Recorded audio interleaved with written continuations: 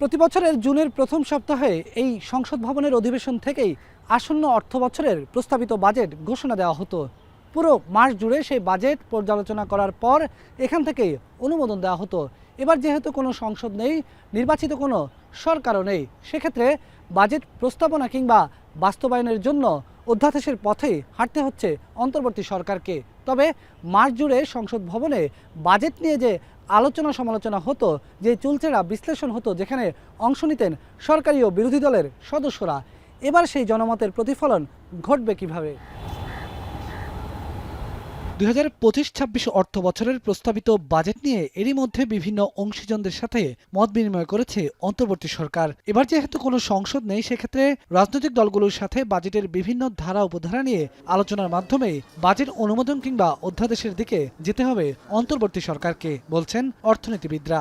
যেহেতু জুন মাসের ভিতরে বাজেটটি পাশ করবার প্রয়োজন পড়ে, সুতরাং রাজনৈতিক দলগুলোর সঙ্গে উচিত হবে অর্থ মন্ত্রণালয় এবং উপদেষ্টা পরিষদের বাজেটের বিভিন্ন ধারা উপধারাগুলো নিয়ে বা যে সমস্ত প্রস্তাবনাগুলো নিয়ে সেগুলো নিয়ে আলাপ আলোচনা করা।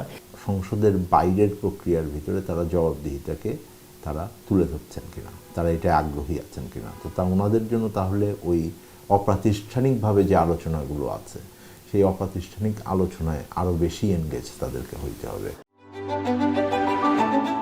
Hire Google TV, endless color, smart living. আসন্ন অর্থ বছরের প্রস্তাবিত বাজেটের আকার হতে পারে 7,90,000 কোটি টাকা, যা চলমান অর্থ বছরের তুলনায় প্রায় 8,000 কোটি টাকা কম। বাংলাদেশের ইতিহাসে এবারই প্রথম কমছে বাজেটের আকার। অন্যদিকে 35,000 কোটি টাকা কমিয়ে বার্ষিক উন্নয়ন কর্মসূচিতে বরাদ্দের প্রস্তাব রাখা হয়েছে 2,30,000 কোটি টাকা। নতুন করে বড় প্রকল্প হাতে না নিলেও পুরনো প্রকল্পের জাঁতাকলে এবারও পৃষ্ঠ শিক্ষা ও স্বাস্থ্য, যেখানে এই দুই খাতকে বেশি গুরুত্ব দিতে বলছেন অর্থনীতিবিদরা।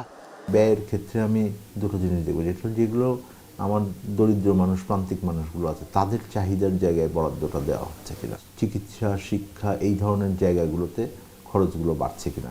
তারা বলছেন বড় প্রকল্পগুলোকে এড়িয়ে নজর দিতে হবে মূল্যস্ফীতি নিয়ন্ত্রণে। স্বাস্থ্য শিক্ষার পাশাপাশি অনেক বেশি গুরুত্ব দিতে হবে সামাজিক সুরক্ষা খাতকে।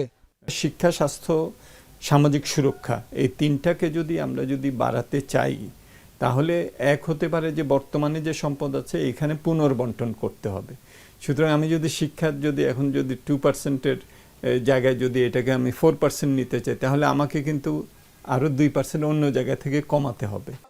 ব্যক্তি যেখানে আয় বুঝে ব্যয় করে, রাষ্ট্রের ক্ষেত্রে তা উল্টো। কিন্তু বিশ্লেষকদের মত, জনগণের উপর জোরপূর্বক করের বোঝা চাপিয়ে না দিয়ে আয়ের সাথে ব্যয়কে সামঞ্জস্য করতে হবে রাষ্ট্রকেও।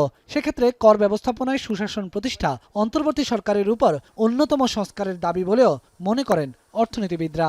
রাজস্ব আদায়ের দিক থেকে তো আমরা আশা করব যে এবার সাধারণ মানুষের জন্য যে অপ্রত্যক্ষ যে কর আছে, এটাকে না বাড়িয়ে প্রত্যক্ষ কর কিভাবে আমরা ভিত্তি সম্প্রসারণ করতে পারি, এখানে যে লিকেজ আছে লিকেজটা কিভাবে আমরা কমাতে পারি, এই দিকটাতে নজর রাখা হবে। সরকারের উচিত রাজস্বের সাথে বিবেচনা করেই বা ঋণ বিবেচনা করেই কেবলমাত্র সরকারের ব্যয়ের কাঠামোটি করা। দুর্ভাগ্যজনকভাবে বাজেটটি সম্ভবত উল্টোভাবে প্রণয়ন হতো, অর্থাৎ ব্যয়টি ঠিক করে পরে আয়ের বিষয়টি ঠিক হতো, ফলে বিভিন্ন ধরনের সূচকে আমরা অসামঞ্জস্য দেখতাম।